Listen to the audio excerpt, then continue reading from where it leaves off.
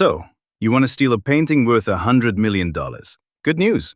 The stealing part is surprisingly cheap. A ladder, a window, a pair of bolt cutters, and about 80 minutes of your time. That's what it costs to pull off the largest property theft in American history. Bad news.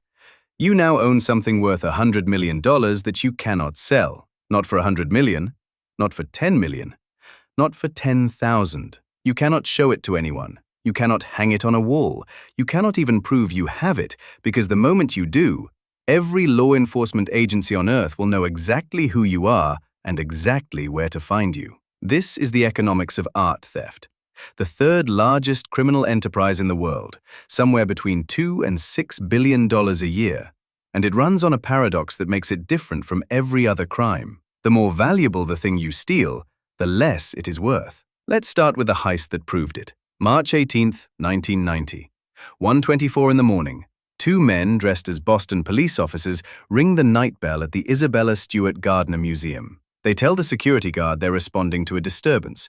He lets them in. Within minutes, both guards are overpowered, duct-taped to pipes in the basement, and left there until the morning shift arrives. For the next 81 minutes, two men walk through one of the finest small museums in America and take whatever they want. They took 13 pieces, 3 Rembrandts, including his only known seascape, a Vermeer, 5 Degas sketches, a Manet, an ancient Chinese bronze vessel. They smashed protective glass.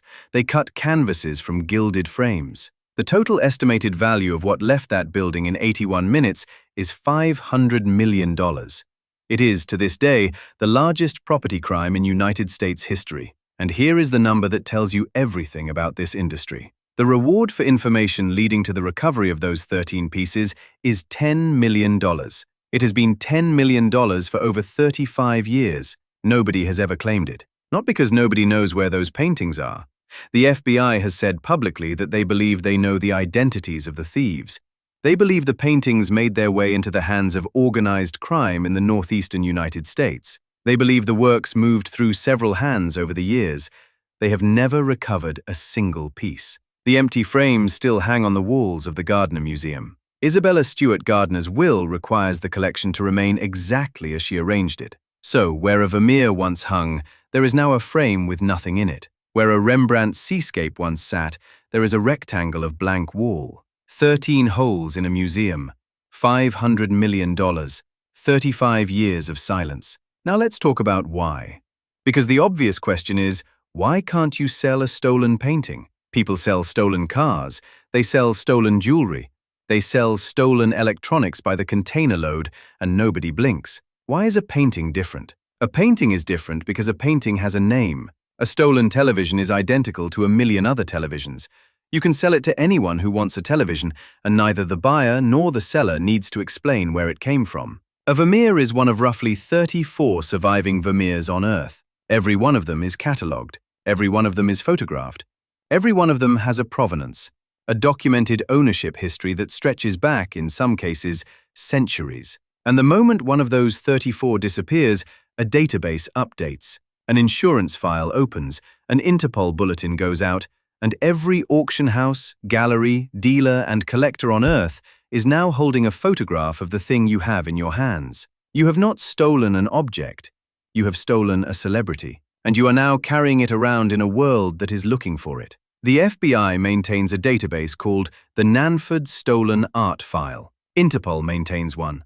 The Art Loss Register, a private company, maintains one with hundreds of thousands of entries. Every serious dealer in the world checks these databases before a transaction.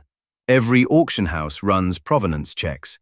Every insurer demands documentation. The market for legitimate art is the most documented, most surveilled, most identity-dependent market on Earth, which means the market for stolen art is the opposite. Here is what your $100 million painting is actually worth, in practice, once it is stolen. According to the FBI, the black market price of stolen art, based on what undercover agents have actually been asked to pay in sting operations, is 7 to 10% of its legitimate auction value. But that number is generous because it applies to art that someone might plausibly resell. A minor work by a mid-tier artist stolen from a private home can move at 7 to 10% because nobody is looking for it. A Vermeer cannot move at any price. The director of security at the Gardner Museum put it simply, No one is going to spend millions for a work they can never show anyone. Not at 10%, not at 1%. There are no buyers for masterworks. Your $100 million painting is worth zero. So if you can't sell it,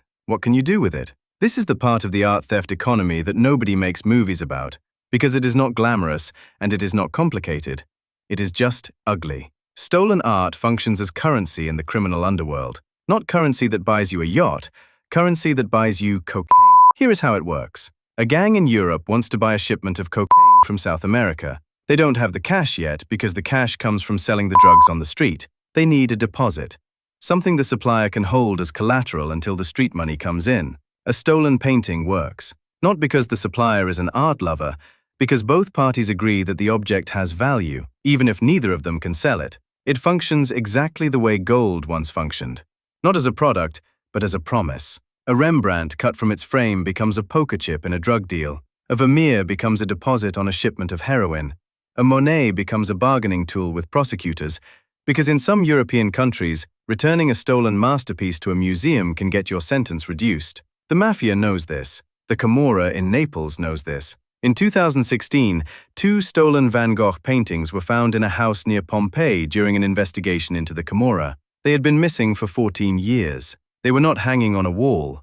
They were tucked away, the way you might keep a stack of bearer bonds. Not for looking at, for spending. This is the actual economy of stolen art. Not billionaire collectors in secret lairs. Organized crime syndicates using masterpieces as poker chips in drug negotiations, and prosecutors accepting them back in exchange for lighter sentences. Art crime experts have said it plainly.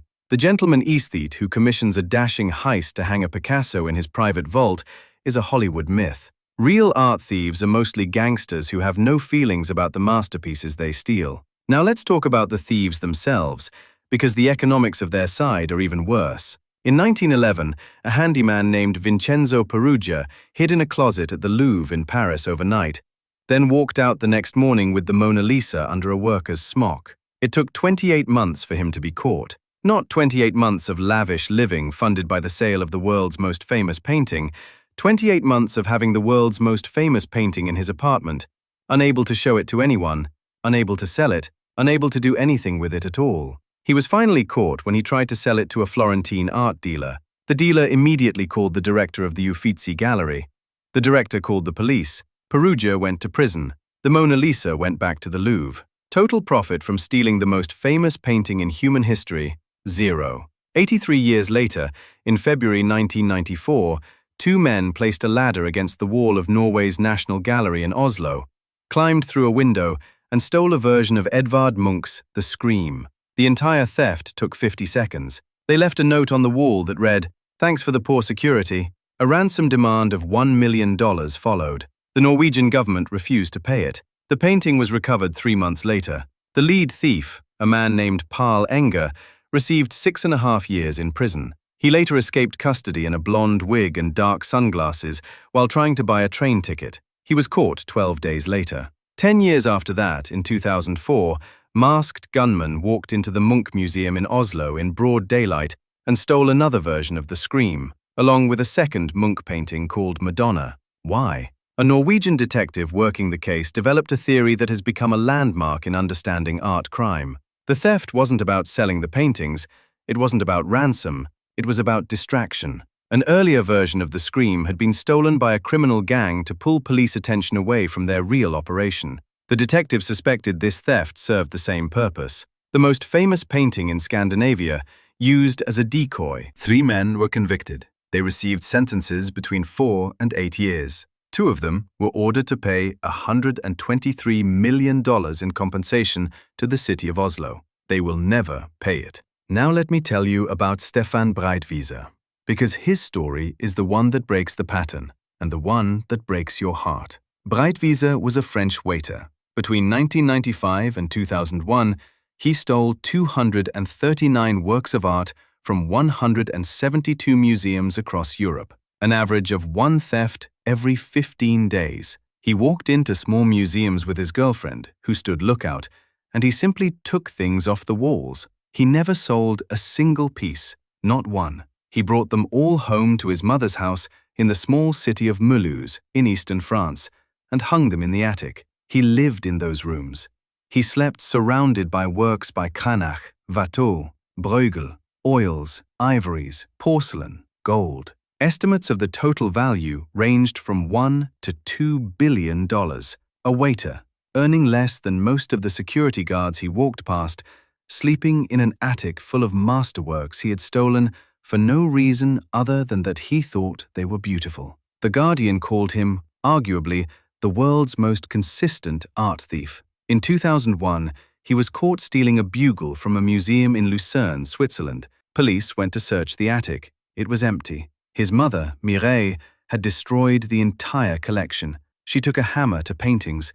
She cut canvases into pieces. She burned works by Watteau and Bruegel in the fireplace. She dumped antique vases, weapons, and musical instruments into the Rhine-Rhone Canal. 102 pieces were later recovered from the canal. The rest were gone. $1 billion in art, destroyed by a frightened woman with a pair of scissors and a fireplace in a small house in eastern France. Breitwieser received 26 months in prison. His mother received 18 months. His girlfriend received 6. 26 months for 239 stolen works of art. That is roughly 3 days per masterpiece. So let's run the final economics. The global art theft industry moves an estimated $2 to $6 billion a year. It is considered the third largest category of criminal trade in the world, behind drugs and arms trafficking. The recovery rate for stolen art is, by most expert estimates, somewhere between 5 and 10%. Some put it as low as 2 to 3%. The FBI's own art crime team, founded in 2004, has recovered items valued at over $1 billion. That sounds like a lot until you remember that it's a fraction of what has been taken. But here is the number that matters. The recovery rate for stolen masterworks, the famous ones, the ones worth $100 million, is actually much higher than the average, because the more famous the painting, the harder it is to hide. A minor work from a private home can vanish into a drawer and never be seen again. A Vermeer cannot, which means the art theft market has an inverted reward structure that exists in no other criminal industry. If you steal something small, you can probably sell it, but it's not worth much. If you steal something priceless, you'll never sell it, and you'll probably get caught. The sweet spot, the place where money actually changes hands, is the ugly middle. Works worth $10,000 to $100,000, stolen from private homes, moved through middlemen, and resold at full market value because nobody catalogs them, nobody checks, and nobody is looking.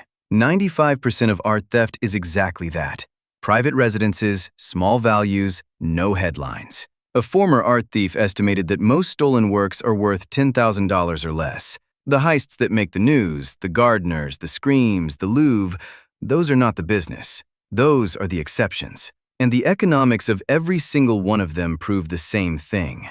In October 2025, a team of thieves posed as maintenance workers outside the Louvre in Paris. They used a freight lift to reach a second-floor balcony, cut through a window, entered the Apollo Gallery, and stole 8 pieces of historical jewelry, including tiaras and a sapphire necklace, valued at roughly $102 million combined. The entire job took 8 minutes. Here's the detail that should stop you. Those jewels were not insured. Not by a private company, not by anyone. The French state is its own insurer for its national collections. The logic is that the premiums on irreplaceable objects would be astronomical, and the government simply absorbs the risk. Which means the Louvre was not robbed of $100 million in insured goods. It was robbed of $100 million, full stop. No payout, no claim, no recovery fund. The state eats the loss. And here's what the thieves face if they try to sell what they took. Art recovery experts have noted that jewel thieves typically melt gold, recut stones, and break pieces apart to sell anonymously. The cultural value disappears entirely. A 17th-century diamond tiara becomes a bag of loose stones and scrap metal, sold for a fraction of its auction worth. That's the final answer to the question this video asked. What does it cost to steal a painting worth $100 million? The stealing costs almost nothing. A ladder, a window, 81 minutes. The painting, the moment it leaves the wall, costs you everything. It becomes unsellable, unshowable, uninsurable. It becomes evidence.